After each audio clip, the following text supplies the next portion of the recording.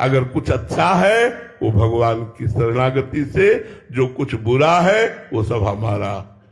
कृपा भगवान की, हमारी और भगवान की होड़ चल रही है। हम बिगाड़ने में प्रवीण है और भगवान बनाने में प्रवीण है।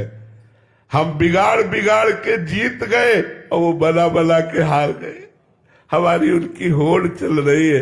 ए भैया, इसमें जब तब काम नहीं करता, इसमें शरणागति काम करती है। हम शरणागत है, हमें न मरने का भय है, न इसकी पीड़ा है, न कोई परेशानी है। और सब परेशानी है लेकिन भगवान की शरण में है तो लगता है जितना समय सदुपयोग हो जाए, सबके मंगल के लिए हो जाए, वही हमारे जीवन की सार्थकता है।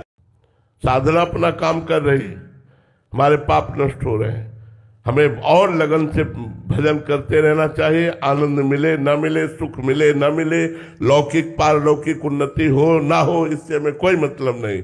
हम सत्य सच्चिदानंद भगवान की आराधना तन्मयता पूर्वक करते रहे। जिस दिन पाप भस्म हुए और आनंद की उत्पत्ति हुई तो रो पड़ोगे, आनंद में नाश पड़ोगे।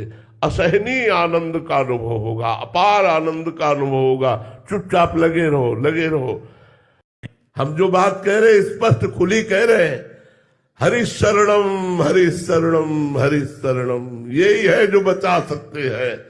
सीम की चाप सके को तासु बड़ रखवार। विश्वामित्र जी ने ताल ठोक कर तपोबल से प्राप्त करने की कोशिश की, एक अप्सरा को छोड़ दिया मेनका, तो शकुंतला पैदा हुई और भगवान की शरण में फिर हुए।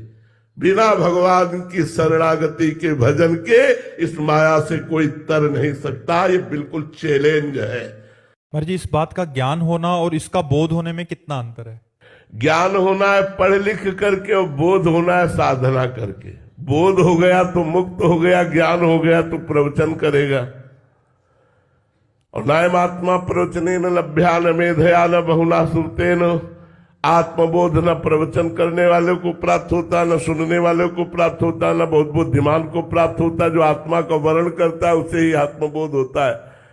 तो साधना करने से आत्मबोध होता है। गुरु कृपा से जब साधना की जाती है, तीनों शरीरों का राग मिट जाता है, स्थूल सूक्ष्म कारण, तब उसे अपने स्वरूप का अनुभव हो जाता है। अपने स्वरूप का अनुभव होना मतलब सर्व स्वरूपों का अनुभव हो जाना है।